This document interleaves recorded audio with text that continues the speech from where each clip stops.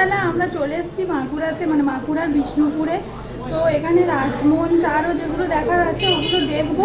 তো তার আগে আমরা দুপুরে লাঞ্চটা করে নিয়েছি, হোটেলে ঢুকেছি। তো চলো আগে ওগুলো দেখি, এসে তারপরে তোমাদেরকে রুমটা দেখাবো। নতুন একটি ব্লগে তোমাদের সবাইকে ওয়েলকাম জানাচ্ছি। তো এখন বাজছে বিকাল 4টে, এখন থেকেই আমি আমার ব্লগটা স্টার্ট করে দিলাম। তোমরা তো আগের ব্লগে দেখেছো আমরা বিষ্ণুপুরে এসেছি দুপুরবেলা, এসেই লাঞ্চ করে নিয়েছিলাম, তারপরে হোটেল নিয়েছি। আর হোটেল নিয়ে হোটেলে একটু ফ্রেশ ট্রেশ হয়ে তারপরে বেরিয়ে পড়েছি বিকালে ঘুরতে। তো ঘুরতে বেরিয়ে পড়েছি বিষ্ণুপুরের, মানে বাঁকুড়ার বিষ্ণুপুরের যেসব পুরানো দিনের মন্দির রয়েছে ওগুলোই দেখব। আমাদের একটা গাড়ি করা হয়েছে, আর আমরা যে হোটেলটাতে আছি রাসমঞ্চের একদম কাছেই 2 মিনিটের ডিস্টেন্স। তো আমাদের সঙ্গে রয়েছে আমাদের গাইড দাদা, উনি আমাদের সমস্ত কিছু ঘুরিয়ে দেখাবে। তো বন্ধুরা তোমরা প্লিজ ভিডিওটা প্রথম থেকে শেষ পর্যন্ত দেখতে থাকো, আশা করছি ভিডিওটা ভালো লাগবে। দাহ করা হয় না, তাদের সমাধি দেওয়া হয়, তার সমাধিস্থলও আছে একটা জায়গা, সেটা একটা প্রাচীন বটগাছ হয়ে আছে। এই ডান দিকটাতে আসুন, এখানটায় এই দিকটাতে গর্ভগৃহটা দেখাবো। শুনে না মনে রাখতে হবে না, হয় মনে রাখতে হবে। আমরা রাসমঞ্চ দেখলাম, তো ভিতরে ভিডিও অ্যালাউ নেই, যতটা পেরেছি দেখানোর চেষ্টা করেছি। এরপরে আমরা যাচ্ছি জোড়া মন্দির দেখতে। তো চলো ওখানে গিয়ে আবার তোমাদের সাথে কথা বলবো আর তোমাদেরকে দেখাবো। এটা হচ্ছে শ্যামরাই মন্দির। তো এখানে পুরো মন্দিরটা মানে ভিতরে কোনো ঠাকুর নেই। তো এখানে কৃষ্ণ রাধা ঠাকুর আগে থাকতো, বাট এখন হচ্ছে যেখানে রাসের সময় করে হয়, মানে ঠাকুর আনা হয়। তো পুরো মন্দিরটার গায়ে হচ্ছে কাজ করা আছে, একদিকটা পুরো বালুচুরি শাড়ির মতো কাজ করা, আর একদিকটা পুরো কৃষ্ণ রাধা মানে কাহিনী সব হচ্ছে করা, খণ্ডিত করা। তো চলো পরে যেখানে যাব সেখানে আবার তোমাদেরকে দেখাবো। ভিতরে ফোন অ্যালাউ নেই, তাই ভিডিও করতে পারিনি, স্টিল ফটো তুলেছি, তো সেগুলোই তোমাদের সাথে শেয়ার। পংখের আবরণ দিয়ে আরো কন্ট্রাস্ট ভাবটা ছিল এটা।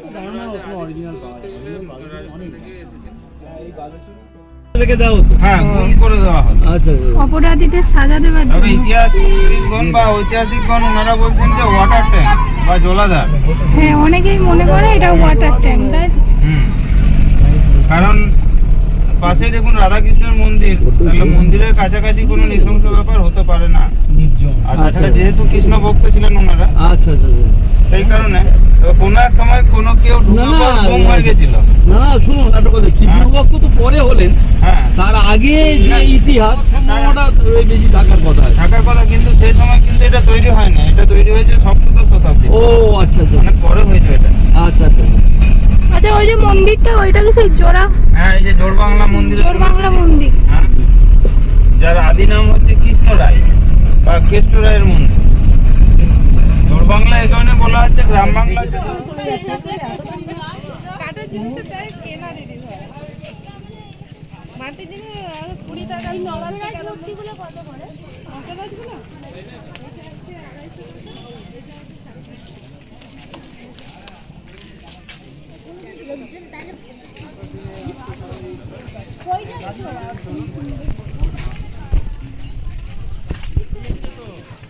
এই দুটো যুদ্ধে তারা কিন্তু খুব পারদর্শী ছিল। সেই হিসাবে মল্ল উপাধিতে তাদেরকে ভূষিত করা হয়েছিল। আর ওনারা যে জায়গাটিতে রাজত্ব করে গেছেন সেটির নাম হচ্ছে মল্ল। নিজের কৃষ্ণ করে নিজের বাড়িতে নিয়ে চলে গেলেন। আমি আমার কৃষ্ণকে আমি দেখবো, আমি পুজো পাঠ করবো। মানে এখানে অনেক বিগ্রহ থাকতো আর কি। এখানে এক জোড়া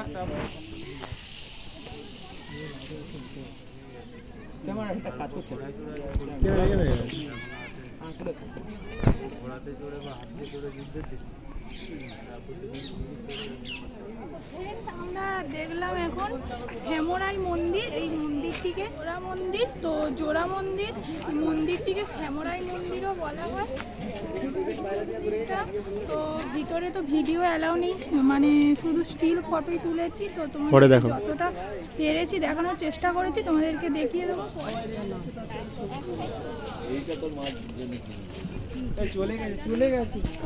খুবই কম টাইম, তো সন্ধে হয়ে গেলে তো মন্দিরগুলো দর্শন করতে পারবো না। তো তার জন্য একটু হুটপাট করে দেখা হচ্ছে, সবাই গাড়িতে উঠে গেছে। চলো কি নাম মন্দিরটার? এটা রাধেশ্যাম মন্দির, আর যাচ্ছি এখন লালজি। না না হয়নি। আর এই ডান দিকের ওই মন্দিরটা শিবমন্দির যে সাদামাটা মন্দিরটা দেখছেন ওটা লালজি মন্দির। শ্রীকৃষ্ণকে আমরা লাল বলে ডেকে থাকি। বুঝতে পারছি না কিছু, গাড়ি চালাচ্ছি। তাকে সম্মান দেওয়ার জন্য জিটা যোগ হয়েছে। আচ্ছা 1658 খ্রিস্টাব্দে প্রতিষ্ঠিত। মন্দিরে মূর্তি নেই, এটা কিন্তু মাকড়া পাথরের ফুল বা ঝামা পাথরের।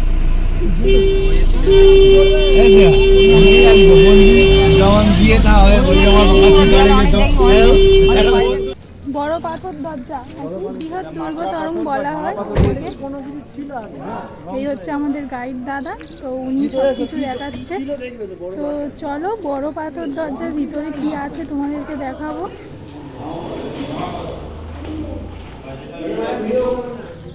বড় পাথরের দরজা দিয়ে আমরা বলে এদিকে চলে এসেছি। সামনে আবার ছোট পাথর দরজা, দেখো ওটা ছোট পাথর দরজা, এটা বড় পাথর দরজা। এখানে নিয়ে আসা অষ্টমীর দিনে সন্ধি পুজোর সময় দারুণভাবে একটা ভিড় হয় এখানে। ওই কামান দেওয়া মানে ব্ল্যাঙ্ক ফায়ারিং, গোলার ব্যবহার হয় না, জুট পেপার দিয়ে মুখটা সিল করে দেওয়া হয়, বারুদের ব্যবহার হয় ওখানে। তো সেই কামানটি দেখাবো চল। আমরা পিছন দিয়ে ঢুকলাম। রায়দরবার এলাকাতে আসার জন্য মূল প্রবেশ পথ হলো এটাই। আর হ্যাঁ এগুলো আরো উঁচু উঁচু ছিল, সাইডটাও আরো উঁচু ছিল। এর মাটিটাকে দিয়ে সাইডটা উঁচু করে পুরো কাটা বাঁশের ঝাড়, বিষাক্ত কাটা গাছ লাগানো ছিল এখানে। আর চতুর্দিক ধরুন গভীর খাল বা নদীর মতো জল দিয়ে ঘেরা ছিল, আসতে পারবে। তো এরপরে আমরা দেখতে যাবো কামান। তো চলো বড় পাথর দরজা, ছোট পাথর দরজা তোমাদেরকে তো দেখালাম। আমরা এখন দেখলাম রাধেশ্যাম মন্দির। তো ফ্রেন্ড, এখানে সব মন্দিরগুলো একই রকমের, লাল মাটি পাথর।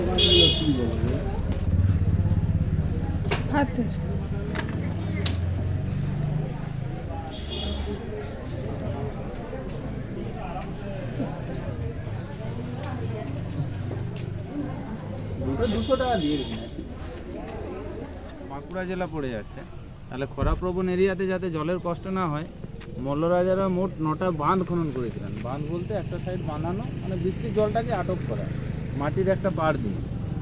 যেমন কৃষ্ণ বাঁধ, কাজুলে রেখা বাঁধ আর চৌগান বাঁধ, এই দুটো বাঁধ ভরাট হয়ে গেছে। এখনও 7টা বাঁধ আছে, তার মধ্যে আমরা এসে গেছি এটি লাল বাঁধ। টোটাল 51 একর জমির ওপর অবস্থিত, কিছুটা ভরাট হয়ে গেছে। এখানে লালবাই আর রঘুনাথ সিংহ নৌকা বিহার করতেন। লালবাই একজন বাইজি ছিলেন। আমরা রমাপদ চৌধুরীর বাঁধি লালবাই নামে একটা উপন্যাস আছে, সেখানে একটা ঘটনা উল্লেখ করা আছে যে লালবাই আর রাজা রঘুনাথ সিংহ এখানে নৌকা বিহার করতেন। পরবর্তীকালে তাদের একটা অবৈধ সন্তান জন্মগ্রহণ করে, সেই সন্তানকে যাতে বিষ্ণুপুরে রাজা করা হয় এরকম একটা চক্রান্ত করতে থাকেন লালবাই। তবে যেহেতু রানী চন্দ্রপ্রভা ছিলেন নিঃসন্তান, সেই হিসাবে বিষ্ণুপুরবাসী কখনো মেনে নিতে পারেননি যে একটা মুসলিম সম্প্রদায়ভুক্ত কোনো ছেলে যাকে বিষ্ণুপুরে রাজা করা যাবে। এই যেহেতু ষড়যন্ত্র এরকমটা করতে থাকছে, তো তখন বিষ্ণুপুরবাসীর একটা জনরোষ তৈরি হয়। সেই জনরোষে লালবাইকে এবং তার ওই অবৈধ সন্তানকে এক ময়ূরপঙ্খী নৌকাতে চাপিয়ে তলায় ছিদ্র করে এখানে ছেড়ে দেয়। ধীরে ধীরে জল প্রবেশ করে তারা মারা পড়ে। আর এদিকে রানী চন্দ্রপ্রভা এই ঘৃণ্য ব্যাপারটা সহ্য করতে না পেরে নিজে হাতেই তার স্ত্রীকে মানে স্বামীকে মেরে ফেলেন। তার চিতাতেই নিজেকে সঁপে দেন। প্রতিঘাতিনী সতী হিসাবে তিনি চিহ্নিত হয়ে যান। পরবর্তীকালে রাজা হলেন রাজা গোপাল সিংহ, মানে রঘুনাথ সিংহের ভাই। এটা কিন্তু রমাপদ চৌধুরী বাঁধি লালবাই নামে উপন্যাসে এই ঘটনাটি বেশি পাওয়া গেছে। তবে লালবাইকে যে আদৌ এখানে হত্যা করা হয়েছিল কিনা এটা নিয়ে দ্বিমত আছে। আচ্ছা, তবে লালবাইকে নিয়ে এখানে নৌকা বিহার হতো এটা ঠিক। আর সেই সময়ই বিষ্ণুপুর ঘরানার যে ধ্রুপদ সঙ্গীত, সেই সঙ্গীতের সূচনাটা হয়। লালবাইয়ের জন্য রাজা রঘুনাথ সিংহ আলাদা করে একটা মহল বানিয়ে দিয়েছিলেন, বাড়ি, নতুন মহল বলে একটা জায়গা। সেই জায়গাতে গেলে ভাঙাচোরা তার মাটির বাড়ি আজও দেখা যায় সেখানে।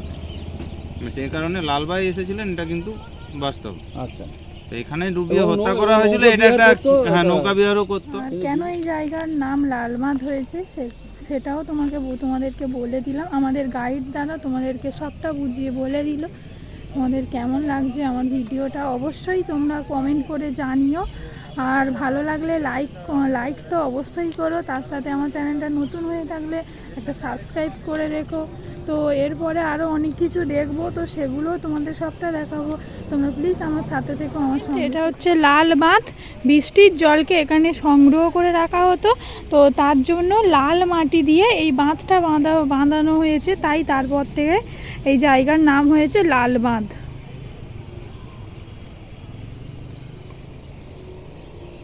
তো এখন জল একদম কম। আমরা এখন চলে এসেছি ছিন্নমস্তার মন্দিরে, মা ছিন্নমস্তার মন্দির।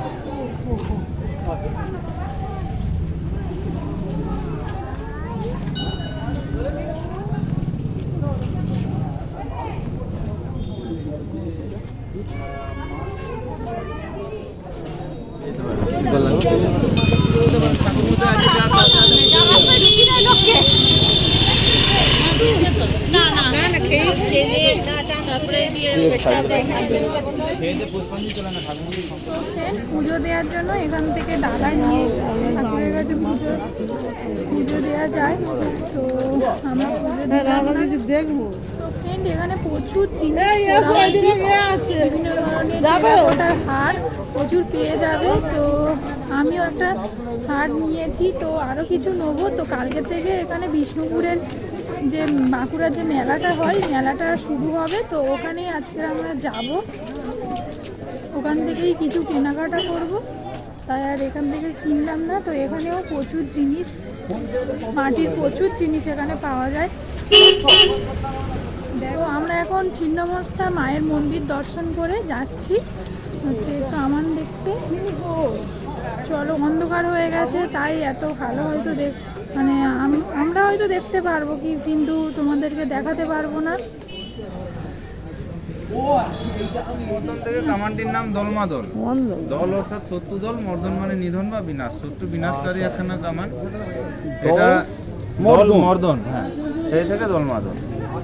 আজ থেকে 400 বছর আগে এটা তৈরি হয়েছিল। তখনকার দিনে দেখুন, লোহা গলানোর মতো আধুনিক কোনো ফার্নেস ছিল না, পিওর রড আয়রন দিয়ে তৈরি। কামানটির গায়ে অনেকগুলো লোহার ring। এখান থেকে আমরা এরকম একটা নিয়েছি। এটা প্যাকেট হবে না? কোনটা শুনতে? তো বন্ধুরা, সারাদিন ঘোরাঘুরির পর আমরা হোটেলে ফিরে এসেছি, আর এটা হচ্ছে মাদের রুম। আর এই রুমেই আমরা সবাই মিলে বসে একটু গল্প করছিলাম। ওই যে কাকিমারাও বসে আছে, সবাই মিলে বসে গল্প করছিলাম। আর যে মেলাটার কথা বলেছিলাম, ওই মেলাটা না আজকে হবে না, ওটা কালকে থেকে শুরু হবে। ওই জন্য ওখানে আর যায়নি, ওরা একটু বাইরে ঘুরতে যাচ্ছে আমাকে বলেছিল, কিন্তু সেই ভোর 5টার সময় বার হয়েছে, এত গাড়ি জার্নি, তারপর ঘোরাঘুরি, আর ভালো লাগে। ব্লগটা আমি এখানেই শেষ করলাম। যদি কোথাও কিছু ভালো লাগে প্লিজ একটা লাইক কমেন্ট শেয়ার করো, আর আমার চ্যানেলটা নতুন হয়ে থাকলে একটা সাবস্ক্রাইব করে রেখো। দেখা হচ্ছে নেক্সট ভিডিও।